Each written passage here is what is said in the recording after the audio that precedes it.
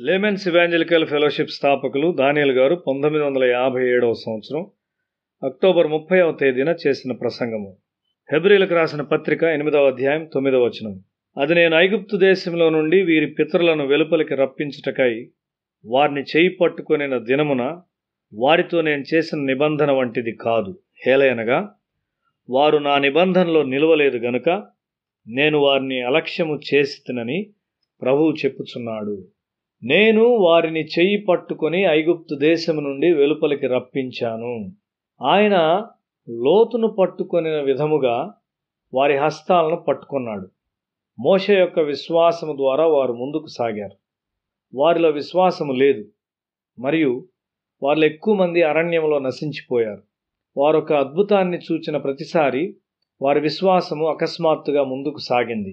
ప్రారంభంలో అద్భుతములను చూచుట ద్వారా లేక కొన్ని అద్భుతాలను చేయుటకు మనలను బలపరచుట ద్వారా దేవుడు మనలను ప్రోత్సహించును.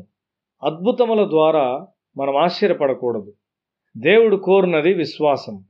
తన విశ్రాంతిలో ప్రవేశింపరని ఎవరిని గూర్చి ప్రమాణం చేసెను? అవిధేయులైన వారిని గూర్చియే గదా.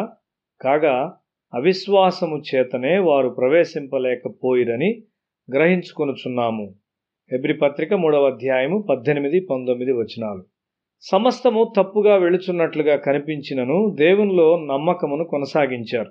ఆ విధంగా ఆయన ఈ సహవాసమును తీసుకుని వచ్చాడు. దేవుడు మిమ్మల్ని ఇక్కడికి తెచ్చాడు కాబట్టి మీరు ఇక్కడ ఉన్నారు.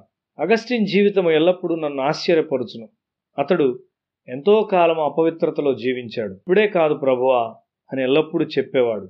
అయితే మరి ఒక దినము కాదు ప్రభువా, నేడు నన్ను విమోచించుము అని అతడు చెప్పిన ఒక సమయం వచ్చింది. పాపము ఆలస్యము చేయుట మరియు తాత్సారము చేయుట చెల్లించదు. విశ్వాసము ద్వారా మనం నీతిలోనికి నడవలసి ఉన్నాము. దేవుడు నీలో ఆయన ప్రణాళికలను నెరవేర్చును. ఆ దినములైన తరువాత ఇశ్రాయేలీయుల ఇంటి వారితో నేను చేయబో నిబంధన వారి మనసులో నా ధర్మ విధులను ఉంచెదను. వారి హృదయముల మీద వాటిని వ్రాయుదును. నేను వారికి దేవుడినయుందును, వారు నాకు ప్రజలయుందురు. హెబ్రీ పత్రిక 8వ అధ్యాయం 10వ వచనము. యెహోవా, నేను నీ సత్యమును అనుసరించి నడుచుకున్నట్లు నీ మార్గమును నాకు బోధింపుము. నీ నామమునకు భయపడినట్లు నా హృదయమునకు ఏకదృష్టి కలుగజేయము అని కీర్తనాకారుడు ప్రార్థించున్నాడు. ఆ కొత్త నిబంధనలోనికి నీవు ప్రవేశించావా? నిన్ను నీవు సమర్పించుకొని దేవుని యొక్క లక్ష్యాల కొరకు సిద్ధంగా ఉండుము. నీ ప్రాణము, ఆత్మ మరియు శరీరము సిద్ధపరచుకునుము. క్రమమైన పుస్తకాలు చదువుము మరియు నీ ప్రాణమును సిద్ధపరచుకో. నీ శరీరమును క్రమపరచుకో. పెందలకడ నిద్ర నుండి లెమ్ము. నీ ప్రతి విరామ సమయంలో బైబిల్ను చదువుము. అవసరత వచ్చినప్పుడు నీవు నీ హృదయంలో నిల్వ చేసుకున్న వాక్యములను పరిశుద్ధాత్మ నీకు జ్ఞాపకం చేయును. మనకు ఈ వాగ్దానములు ఉన్నవి గనుక దేవుని భయముతో పరిశుద్ధతను సంపూర్తి చేసుకొనుచు శరీరమునకును ఆత్మకును కలిగిన సమస్త కల్మషము నుండి మనలను పవిత్రులుగా చేసుకుందాము. కొరింథీయులకు రాసిన 2వ పత్రిక 7వ అధ్యాయము 1వ వచనము. నీ ఆత్మను పరిశుద్ధపరచుకో. నీ ఆత్మ ఎల్లప్పుడూ దేవుని ఆత్మతో సంబంధము కలిగి ఉండనిమ్ము.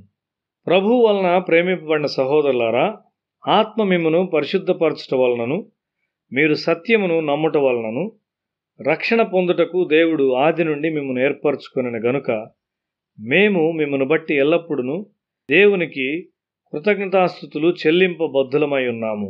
తెస్సలోనికైలకు రాసిన 2వ పత్రిక 2వ అధ్యాయం 13వ వచనము. దేవుని పని కొరకు నీవు అవసరమై ఉన్నావు మరియు దేవుడు ఒక దినాన నిన్ను వాడుకొనును.